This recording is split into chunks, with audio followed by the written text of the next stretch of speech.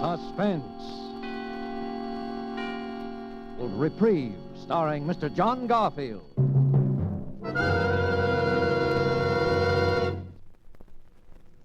This morning, my lawyer, Mr. Gurley, said he was trying to get me a reprieve, so I looked it up in a dictionary I got. It says, reprieve, to suspend temporarily the execution of a sentence upon, and relief or cessation from pain or ill. Well, the first part, I guess Mr. Gurley can get. He knows all the rules. But the second part, cessation of pain, well, that's up to me. Maybe when I've spilled it all out, put it out on a table where I can look at it, why I'm here, and about the kid, about Laurie, maybe then will come cessation of pain. I don't know. Anyway, I can try. Okay. Name, Steve Hannibal. My old lady had to name me something, so I guess she read the name Stephen on a book, if she could read, which I doubt. Age 34. Health, excellent. But wait up. You don't want to sell me insurance, because tonight I'm state prisoner 80483, registered in cell 77 of the state penitentiary. That's the death cell. I'm in for murder. I was always the bright boy, but right now, I don't know, I'm mixed up, but good. And not about being here, not about murder. Well, the pen is my home, away from home, kind of. And murder in my social set, well, murder is as common as chickenpox in PS 137. No, it's that last year of honest toil that threw me for a loss. Because I wasn't mixed up at all the night Murf and Joe and I blew out of Chicago. That was a minor inconvenience, right in line with the way I've always lived. Let's see it. It was nearly 2 years ago. Murf and Joe and I and the boys had knocked off a payroll, a good, clean job, except for a couple of guys getting hurt fatally. And the Murf was tipped off that one of the boys, he didn't know who, had squealed to the cops. So Murf knew we were hot, and he came up to my room on Madison Street. I'm leaving town, Steve, tonight. It's an idea. So am I. Yeah, we better blow. You and me and Joe. And the rest of the boys? Look, I can't take care of everybody, Steve. You know how it is. Sure, I know. You'll take care of the ones that you can't get along without. That do your thinking for you. Oh, it ain't that, Steve. Cut it. Well, okay. So we got around 20 grand. 23. Yeah, sure. 23. Well, with that dough, we can go to Florida. Yeah? Yeah. Lie down there all winter till the heat's off. You think that's a bright idea, don't you, Murf? Well, sure. Why not? Yeah, we take a nice big shiny suite in the Paradise Hotel, pick up some dolls. Yeah, that's right. Well, that's just what we're not going to do. What do you mean? We're not going to travel first class, spread dough around places like the Paradise accompanied by any dolls. And why not? The dough's marked, bird brain. The serial numbers have been written down, and we'll be looking for that kind of dough in places where dough changes places. Places like the Paradise. Well, we could go to some other place, like a rooming house in St. Pete. Yeah, and we could be smart if we put our minds to it. Yeah? Like what? Like putting that package of dough out of circulation in a safety deposit box. Here. You know that's all the dough we got. Sure, so we can get along without it for the time being. It's worth a little discomfort to be the murder rap. Okay, say you're right. But we still have to leave town. We'll leave, Murf. And this is how. I figured I'll never look for you where there isn't a stall shower, so we'll fool them. We'll ride the rails.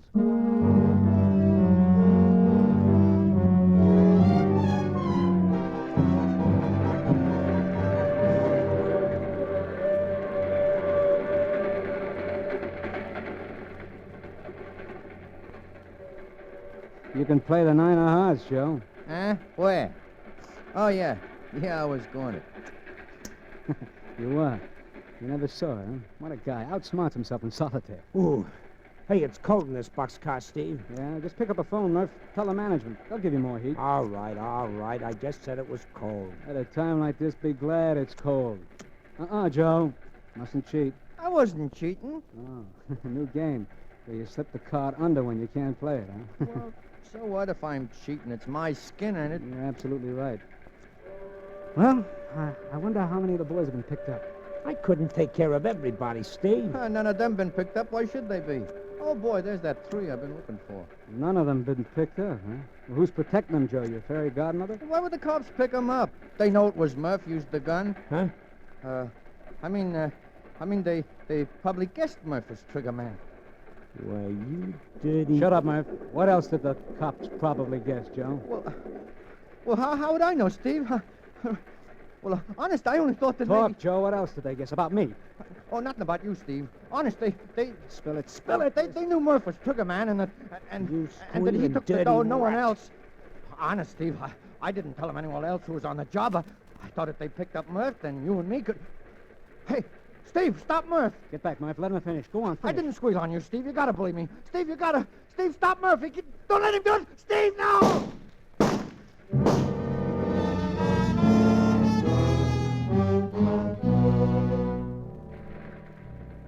That was Murf being trigger happy. Joe went down sort of slow and quiet, like the movies you see of a parachute settling on the ground. I think he twitched a little. I looked out and saw the train was slowing up and that we were coming into a freight yard, not 50 feet across the tracks. I could see a couple of guys heading our way who looked like railroad dicks. I thought fast, like always. Murf was hot, very hot, and being very shy on brains, if they picked him up, he'd lead them to the payroll door like a homing pigeon. Inside of 24 hours, too. And I hadn't anything pinned on me for a few years. If anyone took the rap, it would have to be me. If I ever wanted to smell my share of that 23 grand. And this was the rap I thought I could beat. Unlucky, why, I'd go up for a year or so for manslaughter, claiming self-defense. Lucky, I bluffed my way out of it altogether. I talked fast to Murf. And when the boxcar stopped opposite those dicks, I had Murf's gun in my hand.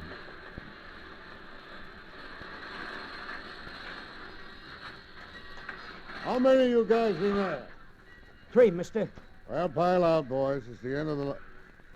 Hey, What's the matter, Whitey? one of those guys has a gun.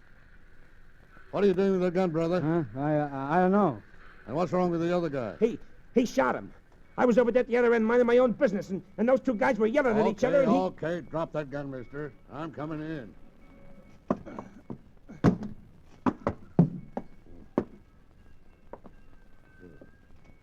Is he dead? Dead as a mackerel. All right, mister. Tell me about it. I don't know what happened. It was his gun, or it just went off. Yeah? Did you see it? You over there. I didn't see nothing. I was down at this end of the car minding my own business.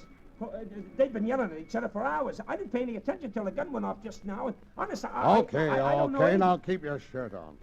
Looks like you're in trouble, mister. I tell you, I don't know what happened. Leave it to headquarters, buddy. Yeah. Maybe you remember better at headquarters. I don't know what happened. All right, Dreamy. No matter what you remember, the rap is murder.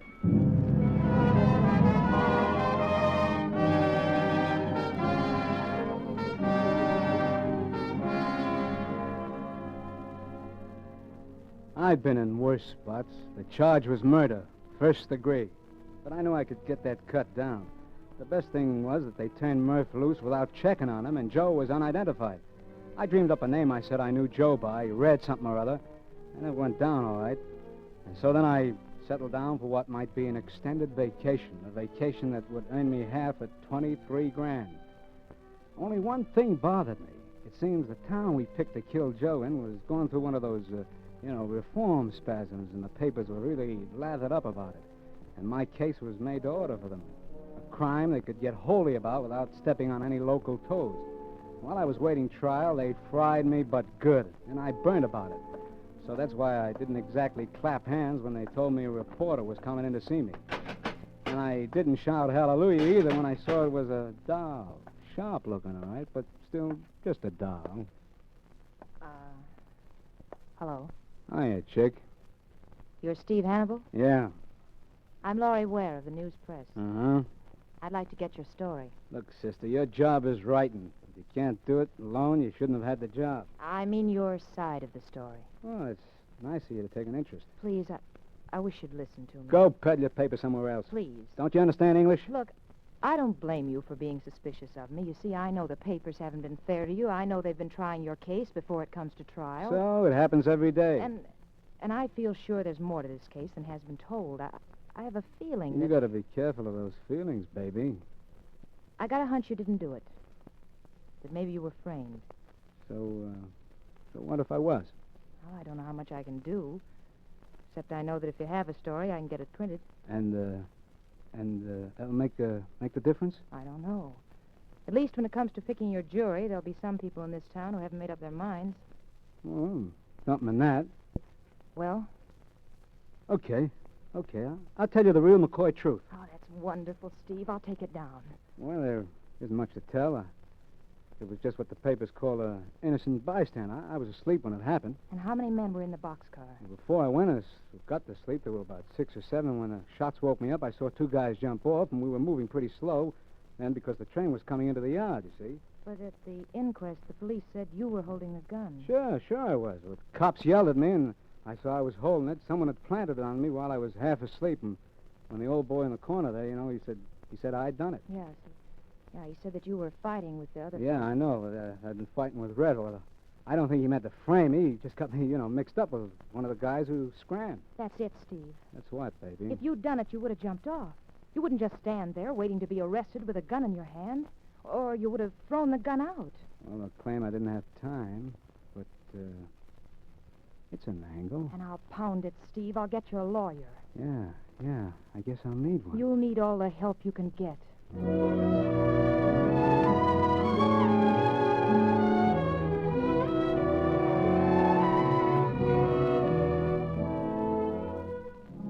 What a doll. Sold on me before she even got the pitch. And what made my hand all aces was the girl could really write. She had the news press giving me more space than the World Series. Well, the other papers had to pick it up. Well, by the time the trial came up, I was local hero #1, an orphan child. The whole town wanted to adopt me. So no one, least of all of me, was much surprised when the jury filed back into the jury box with their decision.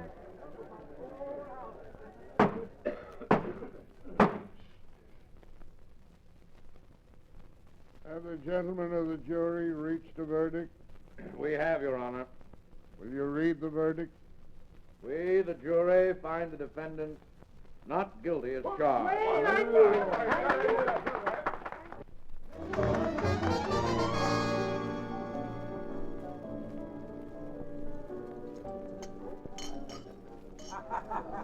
Oh, Steve. Well, your work, kitten. What do they say? The pen is mightier than the sword. Oh, I'm so happy I could help you, Steve. Oh, you don't see me crying, honey. Want to dance? Come on. Sure, but... Come Wait, on. I want to talk first. Have you got a home you're going to?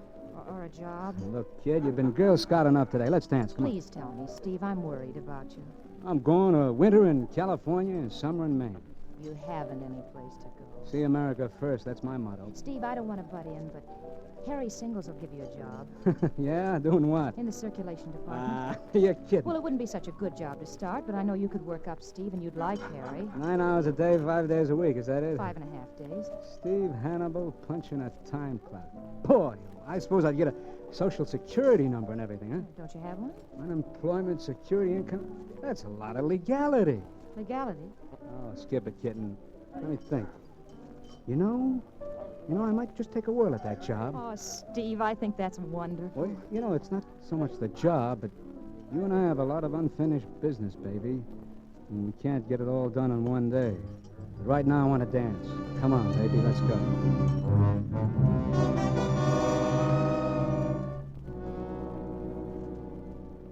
That was the old brain working again. You see, I had counted on drifting until it was safe to join up with Murf. I didn't know where he'd be gone, but I figured I'd be able to find him when the heat was off. But when Laurie said job, it was a kind of new angle. I could stay right here in town, pull down enough money to get by, and maybe even a little on the side. Well, it was the safest spot I could possibly be for the time being. I went down to the newspaper office with Laurie the next morning and was hired. First time in my life such a thing ever happened to me. Harry Singles was a sharp guy for any racket, and working with him, I got so I didn't mind it. Of course, the hours were very regular, all daytime, and I had to put on a clean shirt now and then. But I always had that 23 grand to think about. And the kid Laurie, well, I couldn't have squired a better doll in Chicago, New York, or any place. Only sometimes she made me nervous. Let's not go out tonight, huh, Steve? Let's stay here in my place. I'll cook something. I don't know. It doesn't seem right. What doesn't seem right? Seeing a doll with class and an apron, I can't get used to it. You will eventually. After all, you're used to being a working man now. Well, don't be too sure, baby. Ah, Steve, you know you love it. I don't know. Sometimes I get the itch to move on.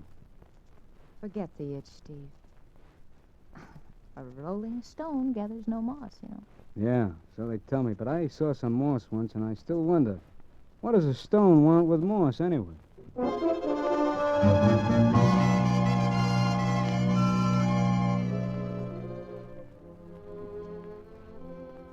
See what I mean?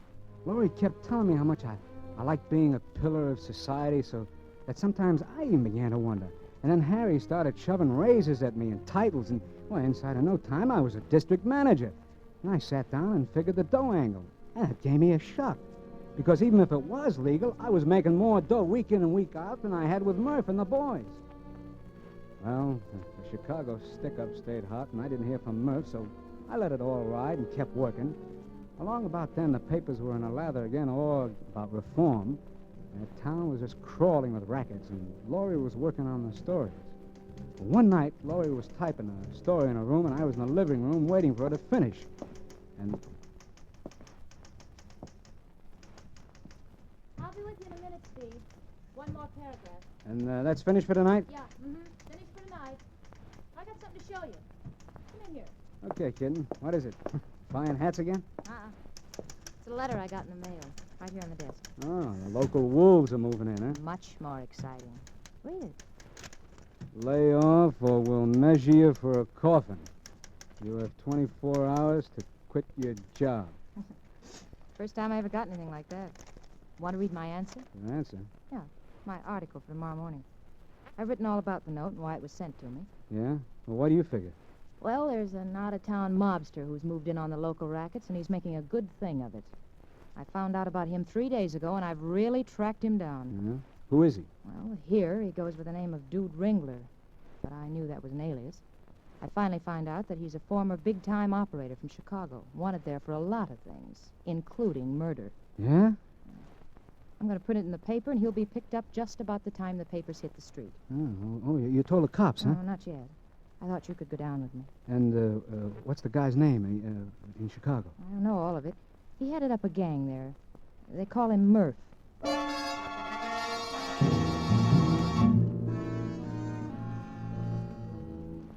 I got that roller coaster feeling, only worse.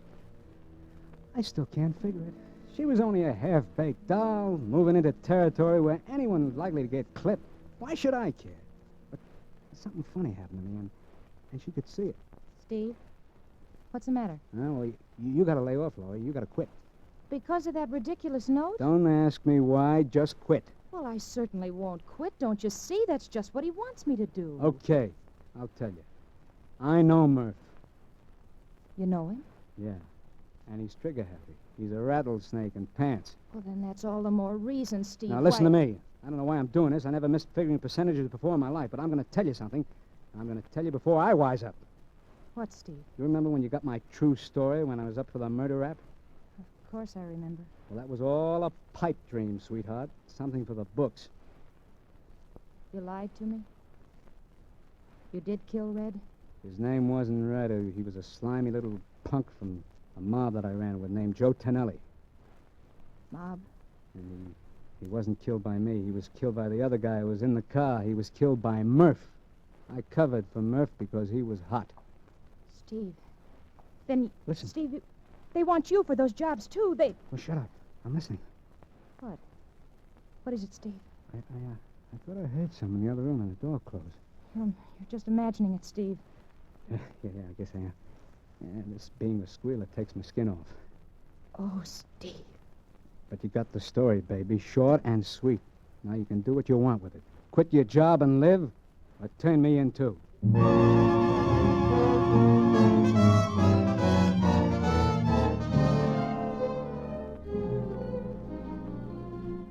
What a doll. What a doll. She cried on the front of my shirt, and then she smiled. And she called Harry Singles with me sitting there and told him she quit. She told him she was getting married the next morning to me. You know, I played along. Then I left her. After telling her to button her lip and keep the door locked, I started to go find Murf to check on that 23 grand and put him wise so he'd lay low. I could see that he still needed me to think for him. But there was something wrong, something very wrong. I felt like I was kind of cracking up, so I let it ride until the morning. I was climbing the stairs to pick up Laurie at 9 on the dot, and for some reason I was feeling pretty good. Open up, chick. It's me. Open.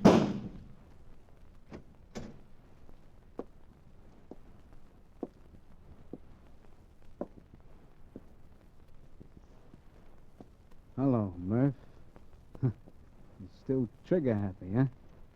Hello, Steve. And you don't have to call me names. You're kind of up early, aren't you, Murf?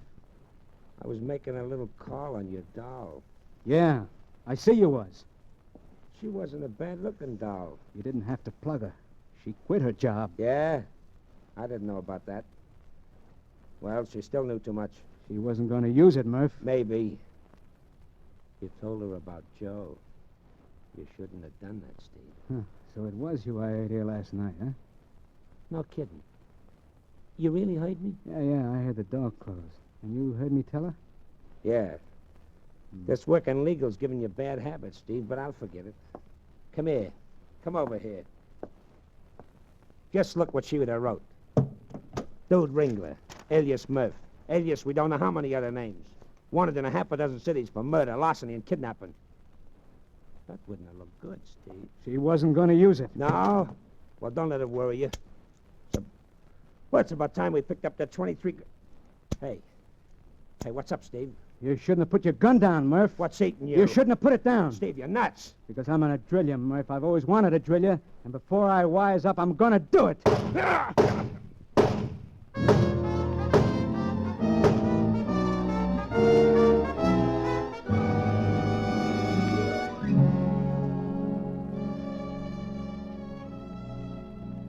That time, the neighbors heard it.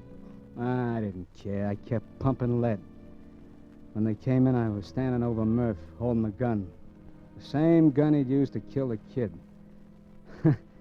So the cops got me for both of them. Both of them. And for Joe and the payroll job, too. They really thought they hit the jackpot with me. I didn't give them any argument. It wasn't any use. But, you see what I mean? When I'm mixed up, I've always been a sharp guy. I could have beat the game. Murf was right when he knocked off the kid. She did know too much. Well, it's the way things work out in our set. And why should I get the case of highs over a dog getting drilled? I can't figure it out. And, well, now I'm trimming my fingernails, waiting for Mr. Gurley to get a reprieve. And I'm all mixed up about that, too. Because in the dictionary, it's a word that's got two meanings. And the way I feel, they don't mesh. They kind of cancel each other out. To suspend temporarily the execution of sentence upon, and relief or cessation of pain or ill. Well, any time now.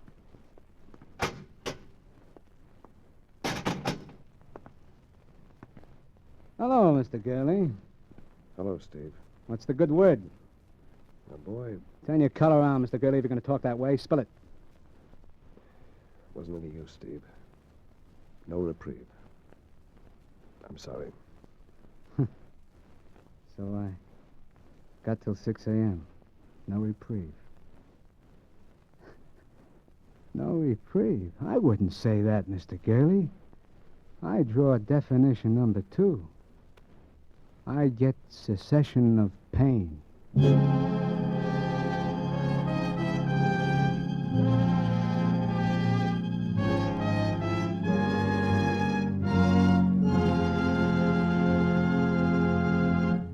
And so closes Reprieve.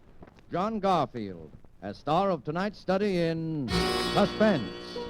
Suspense is produced, edited, and directed by William Spear.